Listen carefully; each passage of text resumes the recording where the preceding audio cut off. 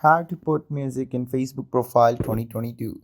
In this video, I'm gonna show you how you can simply put music in Facebook profile in 2022. So first of all, you're just going to go into the Facebook option or application on your mobile phone devices. Once you get there, you just have to go into your profile that is at the top left corner of your screen. You once go there, just have to tap on the three dotted bar option that is just beside that edit profile. Once you tap on it, a new page of our profile settings opens up and you go into the search profile. So once you go over there, in the new page, you're going to find music. Once you go into the music, I already have this one. So if I remove this and I go into that add or plus icon, once I tap on it, this is the list. I can also add from this, or I can search any music that I want to for in from the search music. So for example, I like this music, so and I want to add this. So what I'm going to do is I'm going to tap on it. Once I've tapped on there, I'll wait for some time, and after some time I'm just going